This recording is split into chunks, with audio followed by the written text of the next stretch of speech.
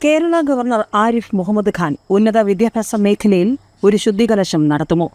Open university PVC അനധികൃതമായി തുടരുന്നതായി ഗവർണർക്ക് പരാതി. ഓപ്പൺ സർവകലാശാല vice chancellor doctor PM Mubarak Pasha വിരമിച്ചിട്ടും pro vice chancellor doctor SV Sudheer പദവിയിൽ അനധികൃതമായി തുടരുന്നതായി ഗവർണർക്ക് പരാതി.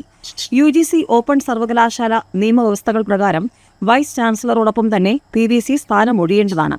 സംസ്കൃത സർവകലാശാല VCയുടെ നിയമനം അസാധുവായി പ്രഖ്യാപിച്ചതോടെ PVCയും സ്ഥാനമൊഴിഞ്ഞു. എന്നാൽ ഒരു മാസം പിന്നിട്ടിട്ടും open university pro vice chancellor തൽസ്ഥാനത്ത് തുടരുകയാണ്. താൽക്കാലിക ചുമതല നൽകിയിട്ടുള്ള VC ഇക്കാര്യം രാജ്ഭവന്റെ ശ്രദ്ധയിൽപ്പെടുത്തിയിട്ടില്ല എന്നാണ് റിപ്പോർട്ടുകൾ. KTU VCയുടെ നിയമനം സുപ്രീംകോടതി അസാധുവാക്കിയ ശേഷവും PVC തുടർന്നുവെങ്കിലും രാജ്ഭവന്റെ നിർദ്ദേശത്തിന്റെ അടിസ്ഥാനത്തിൽ അദ്ദേഹം പദവി ഒഴിയുകയായിരുന്നു. ഓപ്പൺ യൂണിവേഴ്സിറ്റി PVCയെ അടിയന്തരമായി നീക്കം ചെയ്യണമെന്നാവശ്യപ്പെട്ട് സേവ് യൂണിവേഴ്സിറ്റി ക്യാമ്പയിൻ കമ്മിറ്റി ഗവർണർക്ക് നിവേദനം നൽകി. കുസാറ്റിലെ മാനേജ്മെന്റ് വിഭാഗം പ്രൊഫസർ ഡോക്ടർ VP ജഗതിരാജിനാണ് VCയുടെ താൽക്കാലിക ചുമതല നൽകിയിട്ടുള്ളത്. ഓപ്പൺ യൂണിവേഴ്സിറ്റിയുടെ ആദ്യ നിയമനം എന്ന നിലയിൽ VC PVC എന്നിവരെ സർക്കാർ നേരിട്ട് നിയമിക്കുകയായിരുന്നു.